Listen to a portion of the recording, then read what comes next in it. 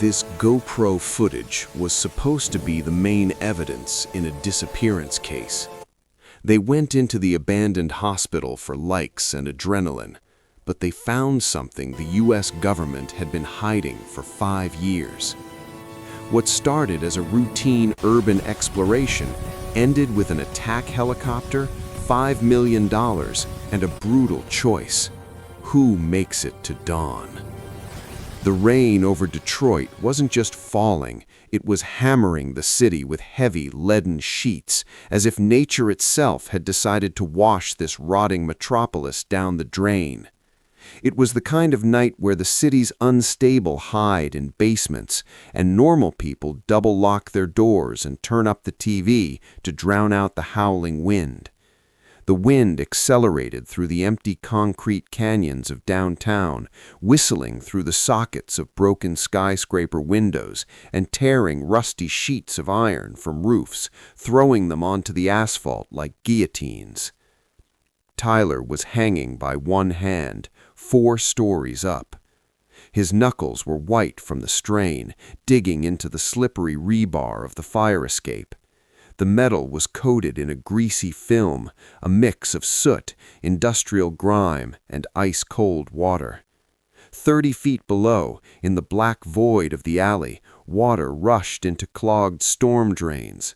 Far away, through the veil of the downpour, the red and blue lights of police sirens pulsed, but they were too distant to matter. Here, it was just him, the rust, and the abyss. On Tyler's forehead, strapped on with an elastic band, a GoPro camera blinked a dull red light.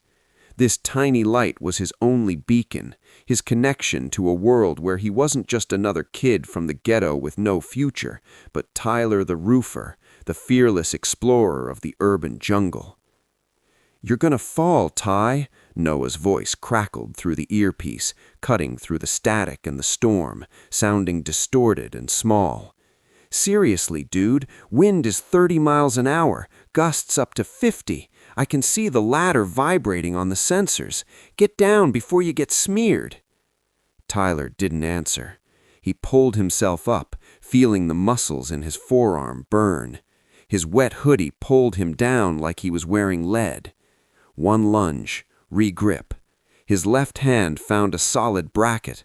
Another pull, and he swung his body over the parapet, landing softly, cat-like, on the tar-papered roof of the annex. He lay on his back for a few seconds, letting the rain lash his face, washing away the sweat and fear. Adrenaline boiled in his blood, turning into pure euphoria. He was alive. He had cheated death again. "Relax, Noah," he said, standing up and shaking off the water. "We're in. Is the chat alive?" 12 people, Noah replied with a hint of resentment. "They're writing that you're a psycho. One donation for $5 with the message, 'Hope you fall funny.'" "Jerks," Tyler scoffed, without malice, adjusting his camera. "Chloe?" A figure in a black rubberized raincoat stepped out of a dark doorway where a window used to be. Chloe was already there. She had picked the lock on the service entrance 10 minutes ago, while Tyler was showing off for the camera on the facade. Her face, illuminated only by the narrow beam of a headlamp, looked like a pale, emotionless mask. "You're late," she said. Her voice was cold as a scalpel.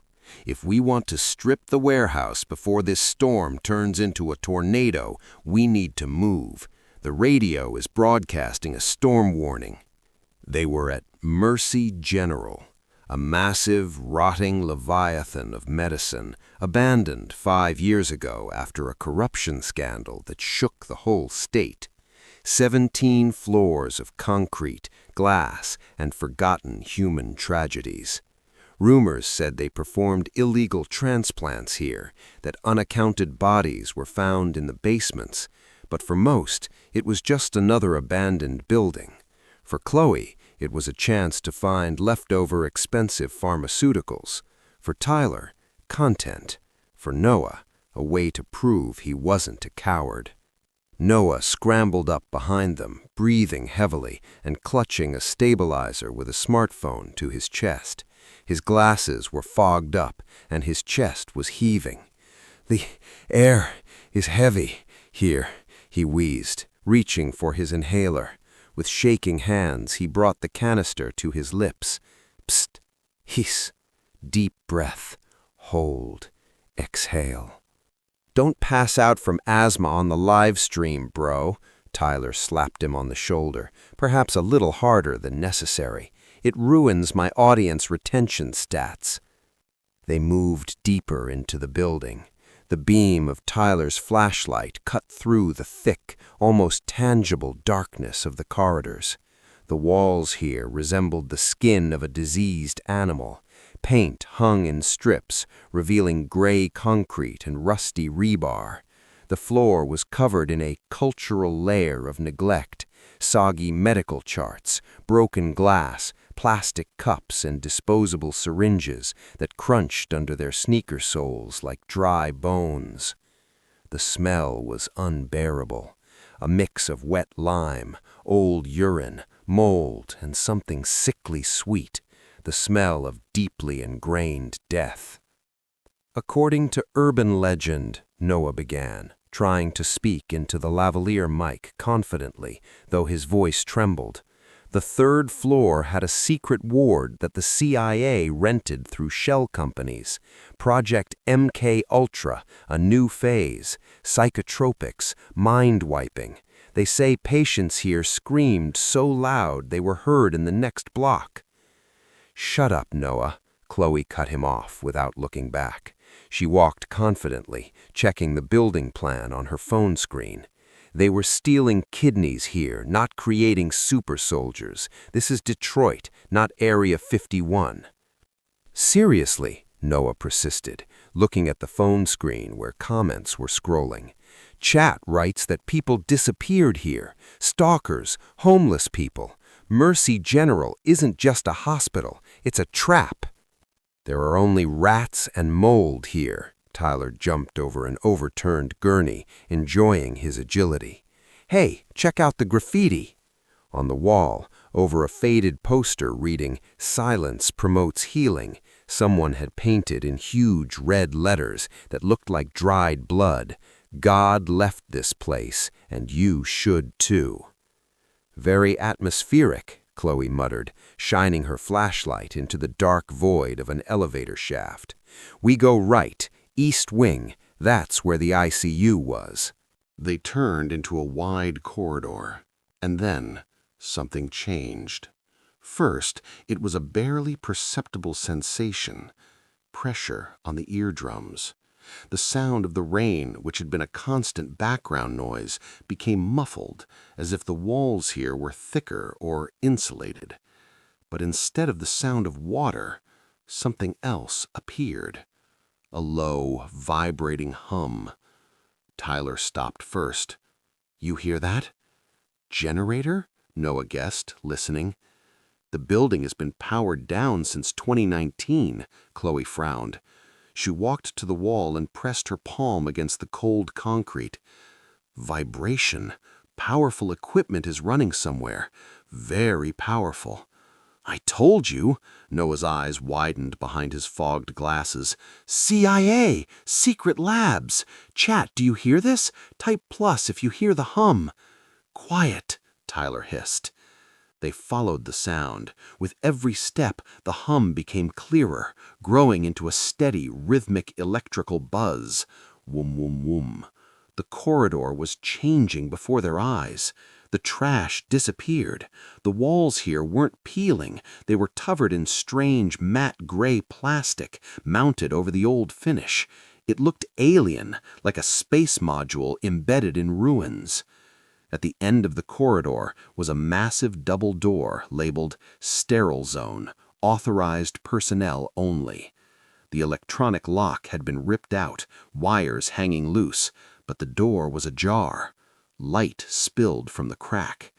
"Someone's already been here," Tyler whispered, slowly pulling a gun from his waistband. It was his stepfather's old Glock, Tyler had never fired it, but the weight of the weapon gave him false confidence. "Ty, put the gun away, you're scaring the viewers," Noah giggled nervously, though the viewer count had jumped to 450. Tyler kicked the door open. What they saw made them freeze on the threshold. Reality seemed to warp. In the middle of a huge, trashed hall, where dirty water dripped from holes in the ceiling, stood a perfect, glowing cube.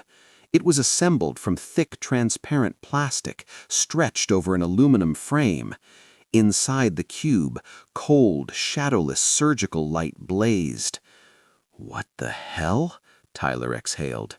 They approached, mesmerized.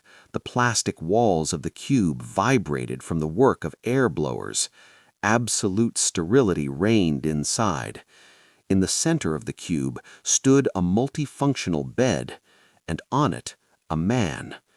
Chloe was the first to find the entrance, an airlock with double zipper. "Don't," Noah's voice trembled. "It could be contagious, biohazard." "That's a Hamilton G5 ventilator," Chloe's eyes shone feverishly. She didn't see danger, she saw money. "That costs $40,000. There are infusion pumps, monitors. There's $500,000 in equipment there." She decisively unzipped the lock and stepped inside. Tyler and Noah exchanged glances and followed her, led by a mix of fear and curiosity. Inside the cube, it smelled of ozone and alcohol. The noise of the storm disappeared. Only the rhythmic hissing of the ventilator remained. Psss, hiss, click. Psss, hiss, click. The man on the bed looked like he had been assembled from spare parts in a secret lab. His face was hidden by a massive breathing mask, tubes from which led into a thick corrugated hose. His chest rose and fell with unnatural, terrifying precision. His skin was pale, almost transparent, a blue network of veins showing through. His body was covered with a foil thermal blanket, but his arms lay on top. These were the hands of a killer, sinewy, intertwined with ropes of forearm muscles, covered in old scars from knives and burns. Even in a coma, a threat radiated from him. "Look here." Chloe leaned over the patient's neck. She carefully pulled back the collar of the medical gown. On the carotid artery was a tattoo. Not prison, not military. It was an industrial barcode under which was stamped in angular font, Asset 09, U.S. Gov property. "Property of the U.S. government," Tyler read, zooming in with the camera. "Holy crap! Guys, this is huge. If we post this, we'll be on CNN. This is the viral content of the year." "Do not resuscitate," Chloe added quietly, reading the second line. Strange. If he can't be resuscitated, why keep him on the most expensive life support? She ran her finger across the monitor's touchscreen. Pulse 45, saturation 98%, body temperature artificially lowered to 34 degrees. "He's in deep hibernation," she stated, examining the IV drips. Propofol, midazolam, and this, an ampule with no markings, just a red code. Tyler reached for the patient's mask. "I want to see his face. I'll take the mask off for a second. The subscribers need to see the hero." "Are you an idiot?" Chloe sharply slapped his hand. "This is biosafety level 4. What if he carries a pathogen? What if the lung pressure drops and he dies? Do you realize what they'll do to us if we wreck government property?" "Come on, Chloe, we're already here. We're breathing the same air," Tyler smirked, but pulled his hand back. The thrill was making his head spin. "Noah, how many viewers?" Noah was silent. He stood by the plastic wall of the cube, back to them, frantically poking at his phone screen. "Hey, Noah!" No network. The boy's voice was flat, devoid of emotion. The signal was LTE, full bars, now 0. Did the storm knock down a tower? Tyler shrugged. No, no one needs Solomon raised a pale face. It's not just no network, it's a jammer. The signal vanished instantly, like someone pulled a switch. The stream cut off. We are in a digital vacuum. At that moment, the light inside the cube blinked. The equipment emitted an alarming beep, but immediately switched to the backup circuit. "Guys," whispered Noah, and he began to shake slightly. "I think it's time for us to leave." The answer to why came not from the phone, it came from below. Boom! The sound came from the main lobby, 4 floors down. It was the sound of doors being blown out by a directional charge. It was followed by the tinkling of broken glass and the heavy, confident tread of many feet on marble. Tyler darted to the exit of the cube, pressing against the dirty corridor window looking into the internal courtyard well. Through the veil of rain, he saw the light of powerful searchlights. 3 black SUVs were parked at the entrance, blocking the exit. No flashing lights, no markings. "Cops?" Chloe asked, her voice turning hard. "Worse." Tyler recoiled from the window, his pupils dilating. "They have night vision goggles and assault rifles.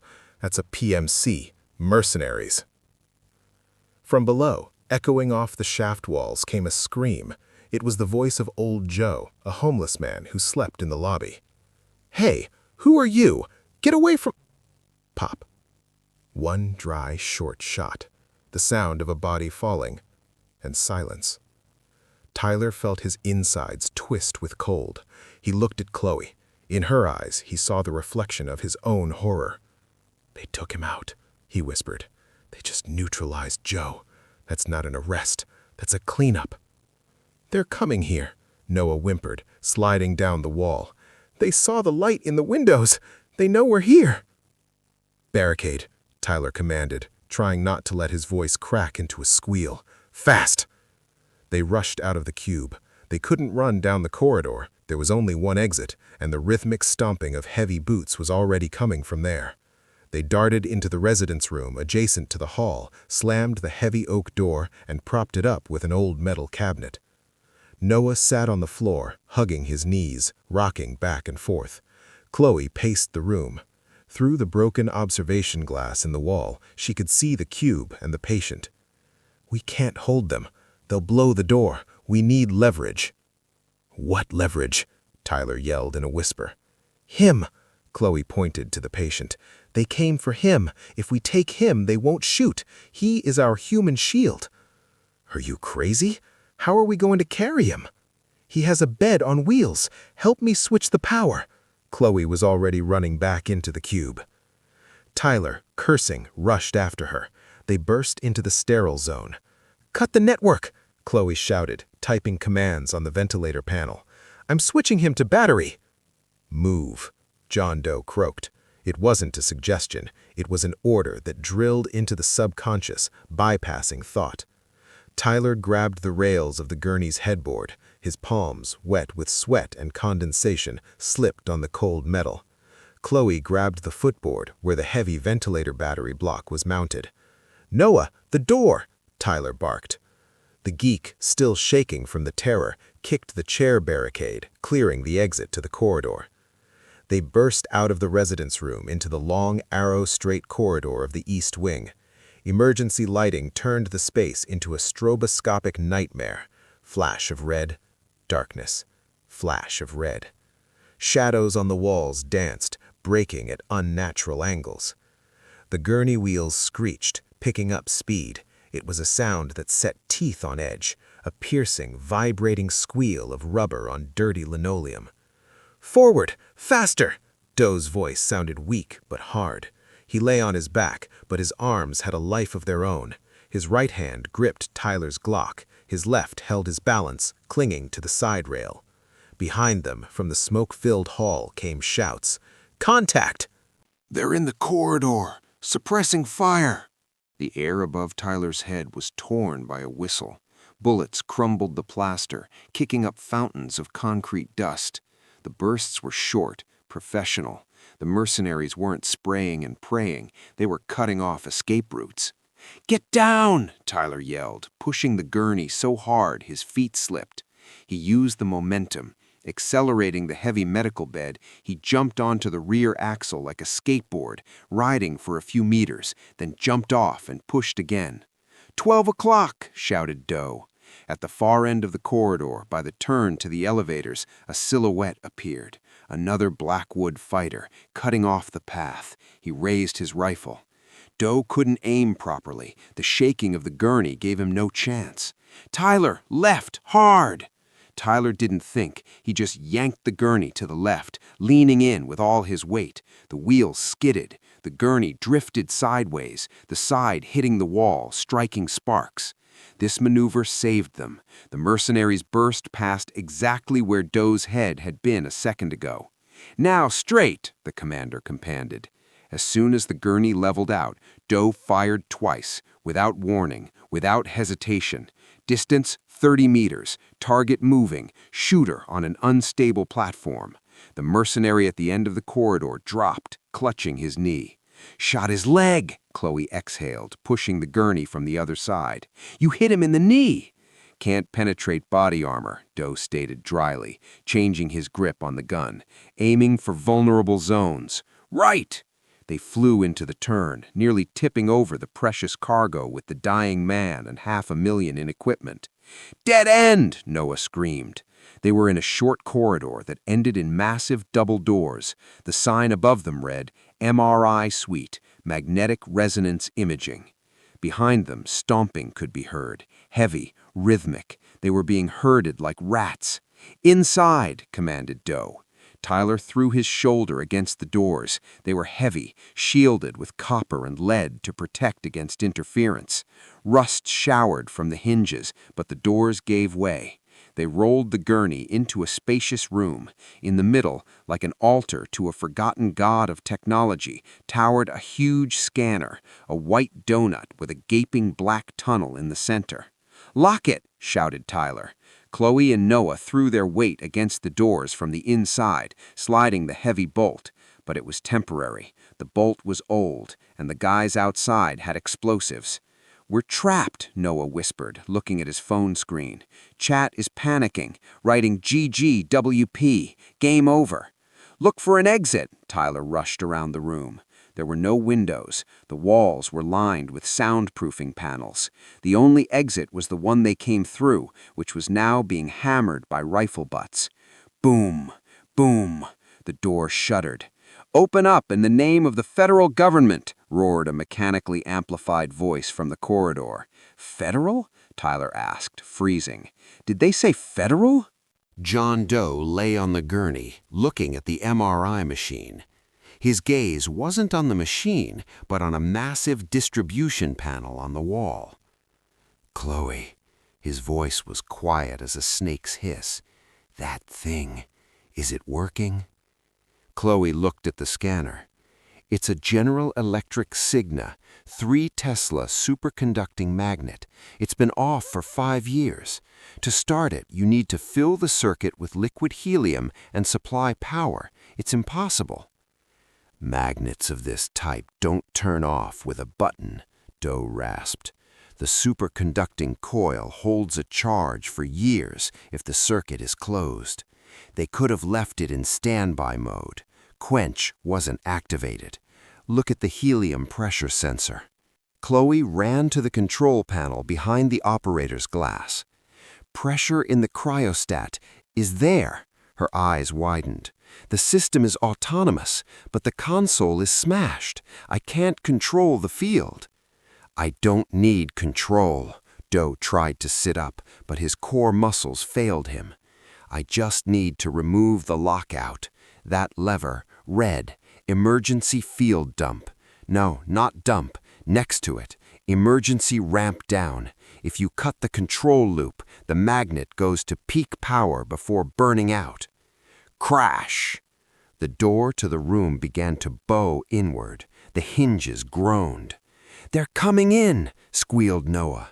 "Engage the magnet!" Doe yelled, raising his voice for the first time. "Now!" Chloe grabbed a heavy fire extinguisher standing in the corner and swung it at the panel, smashing the lock. Then she yanked the massive lever up. At first, nothing happened. Then came a sound. Whoom! A low-frequency hum that vibrated the fillings in their teeth. The air in the room instantly electrified. The hair on Tyler's arms stood on end. The doors burst open. 3 Blackwood PMC fighters burst into the room. They moved in sync, in a wedge formation. The barrels of their M4 carbines pointed in different directions. "Clear! I see the tar!" They took a step inside the 5 Gauss zone. Physics took over instantly and mercilessly. A magnetic field of 3 Tesla is a monstrous force. It is a force capable of lifting a car. The mercenaries' carbines were made of aluminum and polymers, but the bolt carriers, barrels, springs, and magazines were steel. The first mercenary was yanked forward, as if an invisible giant had pulled his leash. The carbine was ripped from his hands with such force that the strap slung around his neck nearly strangled him. The weapon flew through the air and with a loud clang slammed into the bore of the scanner. "What the?" The second mercenary tried to hold on to his submachine gun, but the magnet was relentless. The weapon dragged its owner with it. The mercenary slid on his stomach across the floor, scratching the linoleum, and slammed headfirst into the body of the machine. The third fighter, the largest, managed to grab the doorframe. "Back!" he yelled. "Magnet! Drop the metal!" But it was too late. Everything metallic that wasn't non-ferrous turned into a projectile. Belt buckles, tactical knives in sheaths, radios, watches, metal buttons. Tyler watched a knife fly out of a mercenary's vest and, spinning in the air like a shuriken, embed itself in the scanner's casing an inch from the face of the stuck fighter. "Noah, the camera!" shouted Chloe. Noah held the stabilizer with both hands, but it came alive. The gimbal motors whined, trying to compensate for the monstrous pull, but the magnet was stronger. "No! No!" Noah wailed. The stabilizer, along with the smartphone, was ripped from his sweaty palms. The gadget described an arc and slammed with full force into the center of the magnetic field, right into the pile of rifles and groaning people. The smartphone screen exploded in shards of glass. The stream cut off. "Let's go!" Doe, whose gurney was made of aluminum and non-magnetic plastic, standard for MRI suites, remained motionless. While they're glued, service exit behind the operator's booth. Tyler and Chloe, stripped of their buckles and loose change, grabbed the gurney. They rushed past the helplessly flailing mercenaries, pinned to the humming monster by an invisible force. "My phone! My viewers!" Noah whined, but ran after them. They burst into a narrow technical corridor behind the office and slammed the door. The hum of the magnet became quieter, but still pressed on their ears. Tyler leaned against the wall, sliding down. His chest was heaving. "We got them! We actually got them!" Not for long. Doe checked the pistol magazine. "They have ceramic knives and plastic explosives. They'll get out." Chloe walked up to Doe. In her hands was a radio, a trophy she had managed to snatch from a mercenary's belt before they locked themselves in the residence room earlier. She had just remembered it. "Quiet," she said, turning on the device. "Let's listen to what they tell the boss." A voice broke through the static from the speaker. Not the voice of a field commander. It was the voice of a man sitting in a warm office with a leather chair, calm, authoritative, slightly tired. "Status of Bravo team, report." "Bravo destroyed, sir. Critical losses.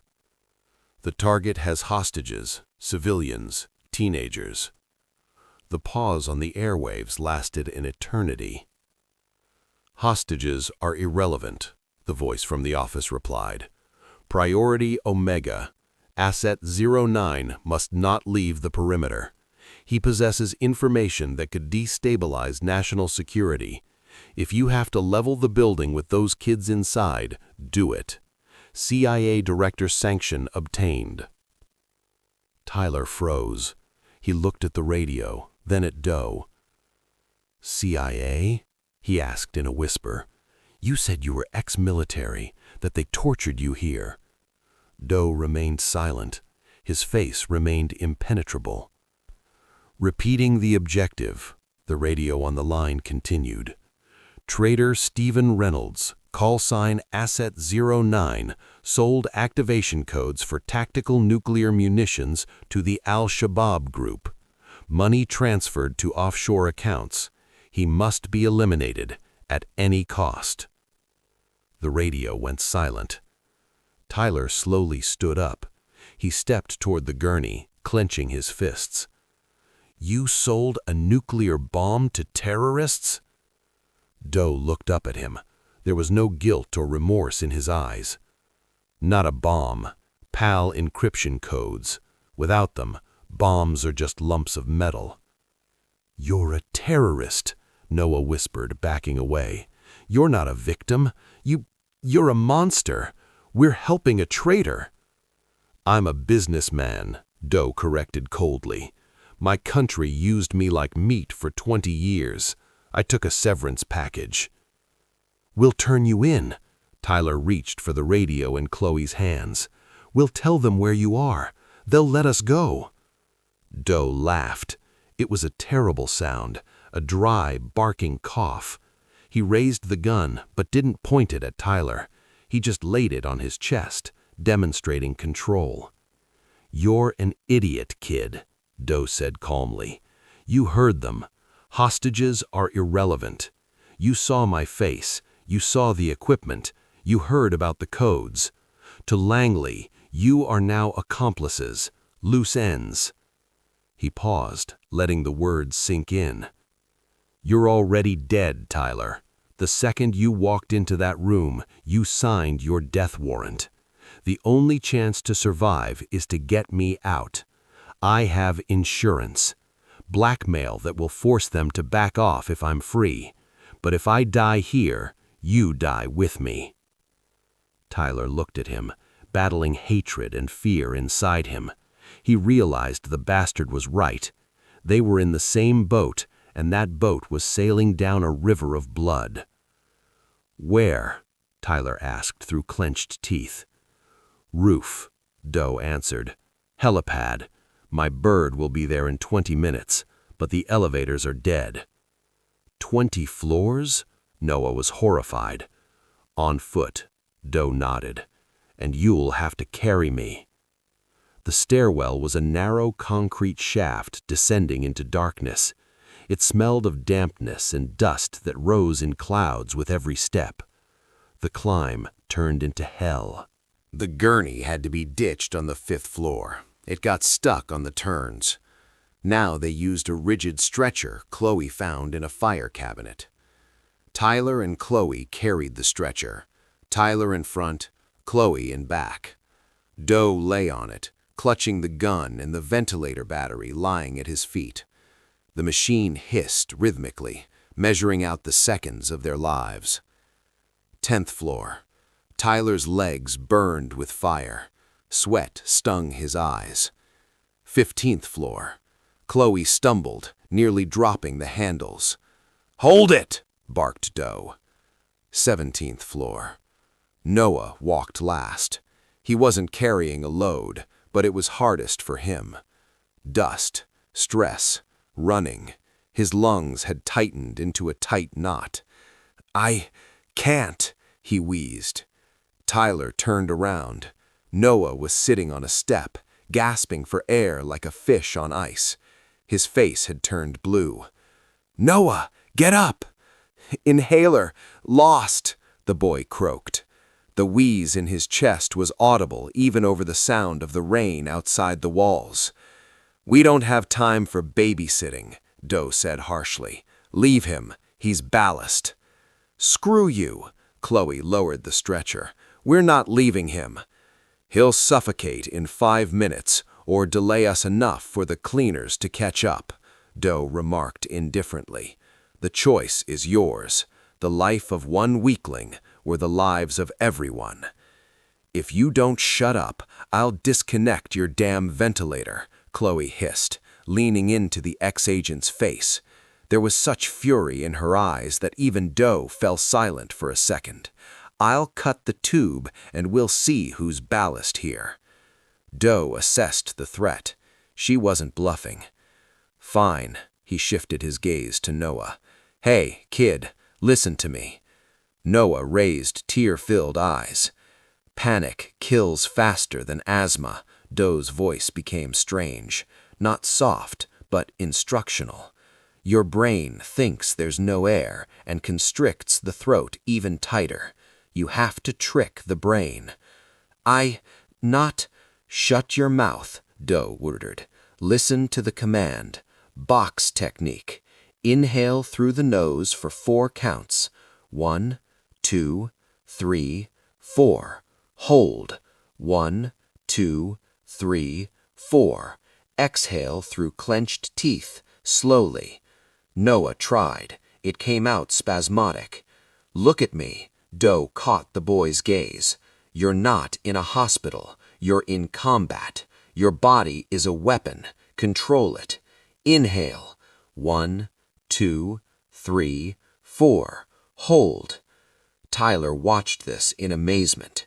The killer, the traitor to his country who had just suggested leaving Noah to die, was now pulling him out of an attack with the voice of a professional hypnotist.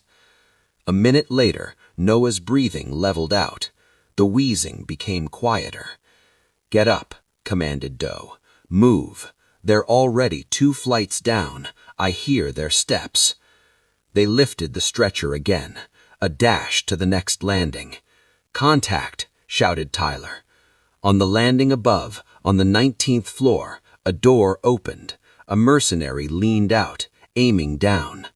Tyler couldn't shoot. His hands were full with the stretcher. "Ram!" yelled Doe.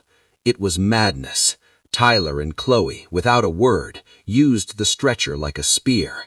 They rushed up the stairs, accelerating.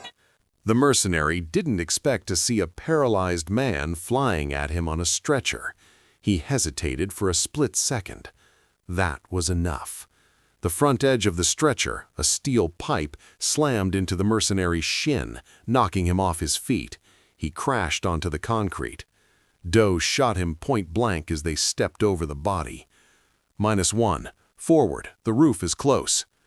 They burst onto the technical floor. Ahead was a metal ladder leading to the roof hatch. And then luck ran out. From below, from the flight they had just left, a burst of automatic fire struck. Blind, unaimed, fired at random. Bullets pinged off the metal railing, sparking. "Faster!" Tyler pushed the stretcher up. Ping! The sound was thin, like the strike of a small bell. Quiet, but the consequences were catastrophic. A stray bullet had grazed. It didn't hit any of the people. It struck the composite oxygen tank strapped under the stretcher. The tank didn't explode, modern materials, but the valve was sheared off clean. Hiss! Oxygen vented out in a white jet under 200 atmospheres of pressure, spraying Chloe's legs with cold. 3 seconds later, the hissing stopped. The tank was empty. The ventilator emitted a new sound, not a beep, a piercing, continuous wail. The screen flashed. Critical failure. O2 supply empty. Patient apnea. John Doe rasped. His face, already pale, began to turn gray before their eyes. Without forced oxygen delivery, his lungs, damaged by pneumonia and trauma, couldn't absorb air from the atmosphere. "Oxygen!" shouted Chloe. "Tank punctured." "He's suffocating." Tyler watched Doe clutch at his throat, eyes rolling back. 2 minutes to unconsciousness, 5 to brain death. Chloe frantically rummaged in her medical bag. "We won't have time to find a new tank." She pulled out a blue rubber bag with a mask, a manual resuscitator, an ambu bag. "Rip the ventilator mask off Doe," commanded Tyler. Tyler ripped the complex contraption off Doe's face. Chloe pressed the ambu bag mask to his face, covering his nose and mouth. She squeezed the bag with her hand. Whoosh! Air went into the lungs. Doe's chest rose. She released. The bag expanded. Squeezed again. Doe took a convulsing breath, his gaze clearing. "I'm breathing for him," Chloe said, looking at Tyler with wild eyes. "Manually, every 5 seconds. If I lose rhythm, he dies. If I stop, he dies." "But we need to run," exclaimed Noah. "Then we run like this." Chloe stood at the head of the stretcher, walking backwards. She held the mask with one hand, squeezing the bag with the other. "Tyler, take the feet. Noah, help Tyler. I walk backwards and pump." "That's impossible," whispered Tyler. "We won't make it to the roof under fire like this." "We have no choice." Chloe squeezed the bag. 1, 2, 3, squeeze. "Let's go." Tyler and Noah grabbed the stretcher by the lower handles. Chloe, backing up, went first, setting the pace for the whole group. Inhale, step, step. Inhale, step, step. They moved toward the roof hatch, dragging the traitor whose life now depended on the rhythmic squeezing of fingers by a girl he despised. And behind, up the stairs, the advance team of mercenaries was already climbing, racking bolts. The last flight of stairs seemed endless, as if they were climbing the ribs of a giant skeleton straight into the throat of a leviathan. Chloe couldn't feel her hands anymore. Her world narrowed down to a single rhythmic action upon which the life of the monster on the stretcher, and consequently their own lives, depended. Squeeze. 1, 2, 3, 4, 5. Release. The blue ambu bag wheezed, pushing air into John Doe's lungs. Every time she squeezed the rubber bulb, she felt the resistance of his airways. It was intimate and disgusting to be someone's external lung. "Quick!" Tyler croaked. His face, covered in sweat and dirt, shone in the light of the headlamp. "Noah, kick it!" Noah, whose breathing still whistled like a punctured steam pipe, threw his weight against the latch of the heavy technical door. The lock, eaten with rust, didn't give way immediately. "I can't," he groaned. "Come on, damn it!" Tyler yelled, holding the heavy stretcher suspended. "They're right behind us!" From below, from the echoing well of the stairwell, came shouts and the clatter of bolts. Beams of tactical flashlights danced on the walls of the flight below. A bullet pinged off the railing next to Chloe's ear, striking sparks and making her flinch. She lost the rhythm. Doe immediately jerked, his face contorted in a grimace of suffocation. "Don't stop," he wheezed, grabbing her wrist with ice-cold fingers. Noah gathered his last strength, the crumbs of energy left in his puny body, and slammed his shoulder into the lever. Metal screeched. The door swung outward. They were met with hell. If below it was just a downpour, here, 30 stories up, chaos reigned. The wind hit them like a physical body, dense and furious. It knocked Noah off his feet, throwing him onto the wet tar of the roof. The wind speed here reached 60 miles per hour. The rain didn't fly from top to bottom, but horizontally, like thousands of ice needles piercing the skin. "To the pad!" Tyler shouted over the roar of the elements, but his voice drowned in the howl of the wind. They dragged the stretcher into the open space. The roof of Mercy General was a maze of ventilation ducts, satellite dishes, and concrete blocks. In the center rose the helipad, a faded circle with the letter H, barely visible in the dark. Around them stretched nocturnal Detroit, but it wasn't beautiful. Under the veil of the storm, the city looked like a blurred watercolor of gray and black. The lights of the Renaissance Center skyscrapers in the distance seemed like distant beacons in an ocean of darkness. Lightning tore the sky, illuminating the roof with a deadly pale light for a second, and immediately thunder crashed, vibrating the concrete under their feet. "Where is he?" screamed Chloe, continuing to pump the bag. Water flooded her eyes, hair plastered to her face. "You said he'd be here." Doe didn't answer. He looked at the sky. His lips had turned blue, but his eyes feverishly searched for something in the clouds. Tyler lowered the stretcher onto the wet concrete in the center of the pad. "He's not here! You lied!" At that moment, the door they had come through flew off its hinges. 5 Blackwood PMC fighters burst onto the roof.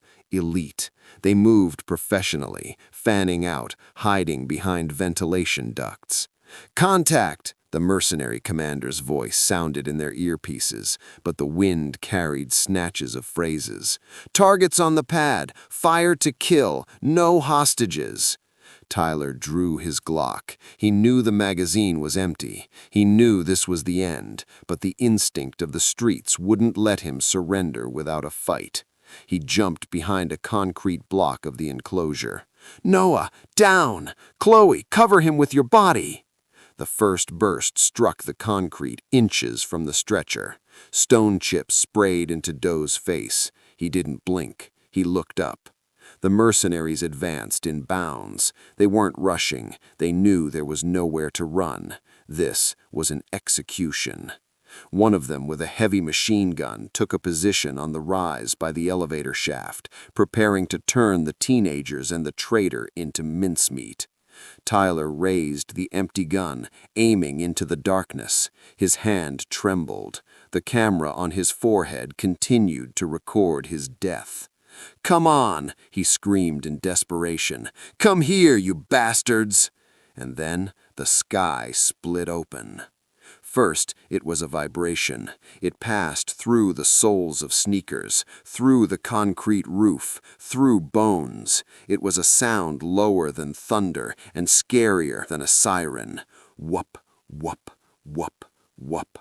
From the low, leaden clouds, right over the edge of the roof, a black shadow emerged. It was huge. No navigation lights, no markings, matte black fuselage blending with the night. It was an MH-6 Little Bird, a modified helicopter for Special Operations Forces, but not rescue, assault.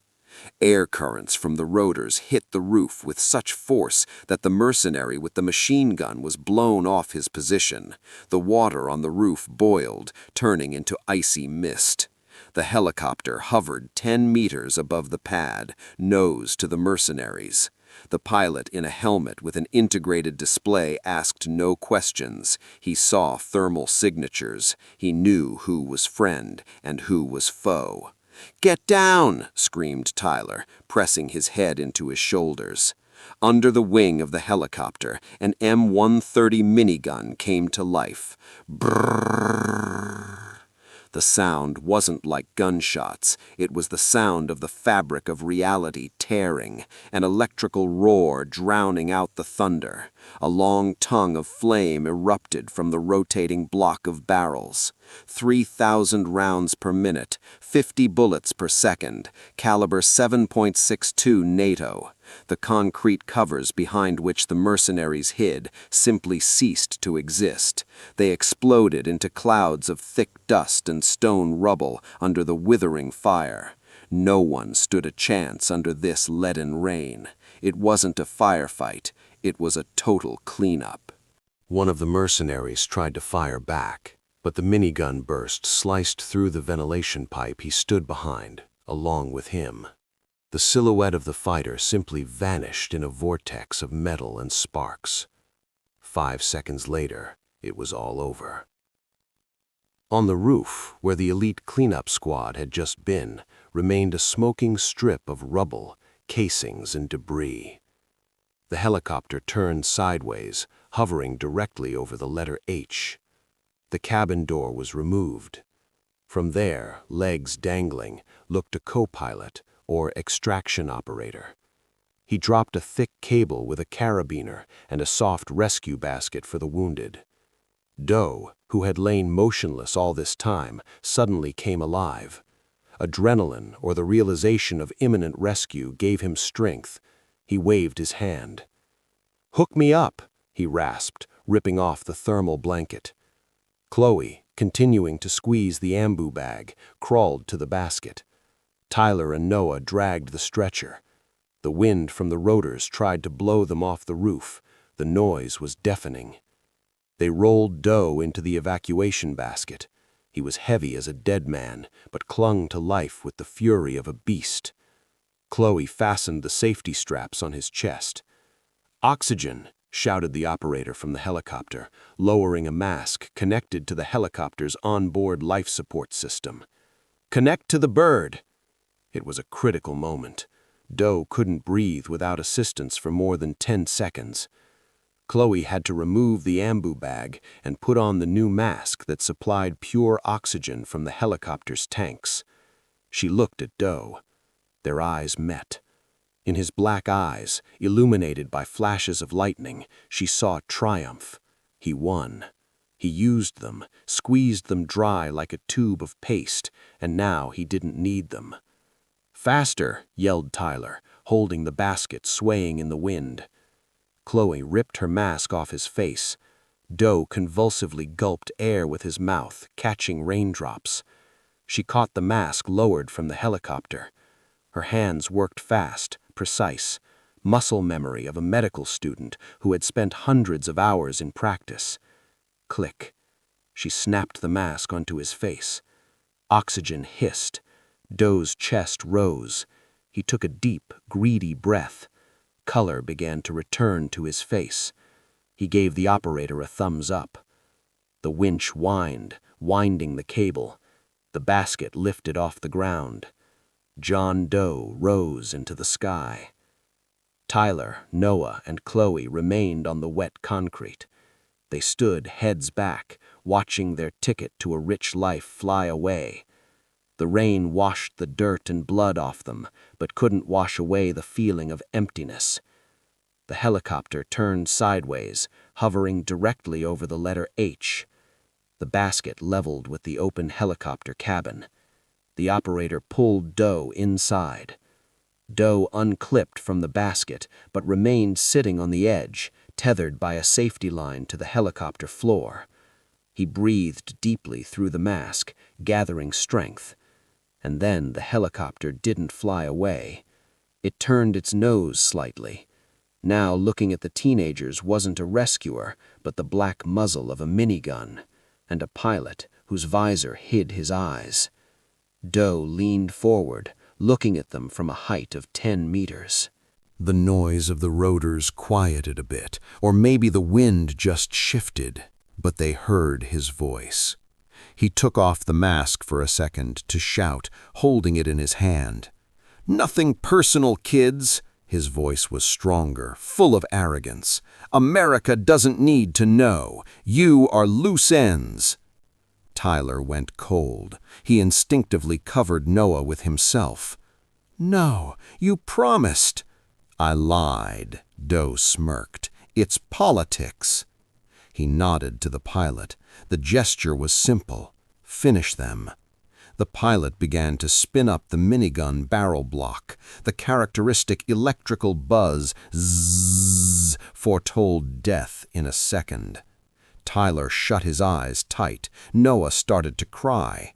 But Chloe didn't move. She stood straight, looking into the eyes of the man she had just saved. Her face was calm, almost indifferent. She slowly raised her right hand up. In her fist, something was clenched. She opened her fingers. On her palm lay a small plastic valve, blue, with a rubber gasket. It was the exhalation check valve from the mask she had put on Doe a second ago, or rather, the part that should have been there, but which she had unnoticedly snapped out, replacing it with something else. Doe saw the part in her hand. His smirk vanished. He shifted his gaze to his mask, which he pressed to his face again to take a breath before watching the execution. He took a breath. Instead of pure oxygen, a mixture hit his lungs under the pressure of the onboard system, but not air. into the intake valve, which Chloe had cleverly modified in the split seconds while fumbling with the straps. An ampule was inserted. A glass ampule with cloudy liquid she had stolen from the morgue at the very beginning of the night when looking for drugs. Concentrated potassium chloride, KCl, a substance used for medical cardiac arrest. It stops the heart instantly. But inhaled as an aerosol under pressure, the effect was even terrifying. Doe clutched his chest. His eyes widened as if they were about to burst. It wasn't pain, it was absolute collapse of the heart muscle. The heart ventricles went into fibrillation and then simply stopped. The sound stuck in his throat. A cramp twisted his body into an arch. Muscles contracted with such force that he seemed to be trying to break his own spine. His hand, convulsively clenching, accidentally hit the lock of the safety tether carabiner. Click! The line detached. The helicopter banked at that moment, obeying a gust of wind. The body of John Doe, former agent, traitor, and almost saved man, lost support. He tumbled out of the open cabin. Tyler saw it in slow motion, how the body turns in the air, how the mask rips off the face, dangling on the hose, how Doe's face, distorted with horror and death, flashes past them. He didn't scream. He didn't have the air to scream. The body flew 30 floors down into the black abyss of Detroit. They didn't hear the impact. The storm swallowed the sound. The helicopter pilot, not understanding what happened, saw the cargo fall out. He instinctively jerked the control stick to the side, moving away from the building to avoid hitting his own with the rotors. The minigun fell silent, never firing a single shot. The helicopter made a circle. The searchlight slid over the empty street below, where a broken doll that was once Asset 09 now lay. Realizing the mission was failed and there was no one left to save, the pilot made the only correct decision. Witnesses on the roof no longer mattered. The operation was completely compromised. The black machine tilted its nose up, turned around, and dissolved into the rain veil, heading toward the Canadian border. It became quiet on the roof. The wind still blew, but the fury of the storm began to subside. The worst, the tornado, had passed by, hitting the suburbs but sparing the center. The rain turned into fine, drizzling dust. 3 teenagers stood at the edge of the roof, looking down. Tyler slowly lowered his hand with the gun. His legs gave way, and he sat right in a puddle. Noah lay on his back, looking at the lightening sky. He was breathing on his own, without an inhaler, without commands, just breathing, enjoying every gulp of cold, damp air. Chloe walked to the parapet. She unclenched her fist and threw the blue plastic valve down, following its owner. "Did you know?" asked Tyler. His voice was hoarse, alien. "Did you know he would try to kill us?" Chloe turned to him. In the pre-dawn twilight, she looked 10 years older. "He had a property of the government tattoo," she said quietly. "The government doesn't leave witnesses, and people like him don't pay deaths, they write them off." "What was it?" asked Noah, rising on his elbows. "Potassium chloride," Chloe replied indifferently. "I found it in a resuscitation cart in the basement. Thought I'd sell it as rat poison. Irony, huh? Came in handy for its intended purpose." "He's gone because of us," whispered Tyler. "No," Chloe shook her head. "We survived. Those are different things." They sat silently until the sky in the east began to turn gray. The industrial landscape of Detroit emerged through the haze. Factory smokestacks, skeletons of abandoned buildings, bridges, a city that had survived everything and would survive them. Far away on the street where Doe fell, police cars began to gather. blue and red lights reflected in the wet asphalt. But this was regular police, not PMC, not CIA, just tired cops responding to a fall from height call. "Hey," Noah's voice broke the silence. He sat with his phone in his hands. The screen glowed in the semi-darkness. "Service, it's back." Tyler tensed. He expected Noah to say he was calling 911 or his mom. But Noah looked at the screen with an expression of total incomprehension. A notification came in. From who? From the bank. Offshore account in the Caymans. I once set up a crypto wallet for donations for fun, linked to an anonymous number. It was listed in the stream description. And Tyler crawled over to him. The wallet app was glowing on the screen. Transaction completed. Sender, unknown. Asset, 09. Auto, execute. Amount, $5 million. Tyler froze. Chloe walked over and looked over his shoulder. $5 million. The transaction went through a minute before Doe's death. Auto execute. Automatic payment. He wasn't lying, Noah whispered. He set a timer or a heart rate sensor. If he gets pulled out, the money goes. Or it's hush money, said Chloe, squinting, from those above him, so we shut up and disappear. It's blood money, Tyler said. It's money for my life, Chloe answered sharply. For my exclusion, for your risk, for Noah's asthma. We earned it, every cent. Below, sirens wailed. The sound was approaching the hospital building. Cops would be here soon. They needed to leave, dissolve into the city before anyone linked them to the corpse on the asphalt. Tyler looked at the phone screen with the crazy sum. Then he shifted his gaze to the sunrise over Detroit.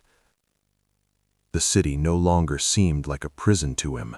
Now it was a playground.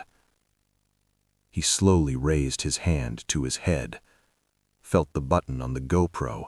The camera was still blinking red, recording the last seconds. He looked into the lens. His face was dirty, bloody, but a faint, crooked smile appeared on his lips, the smile of a survivor. "Stream over," he said. He covered the lens with his palm. Darkness.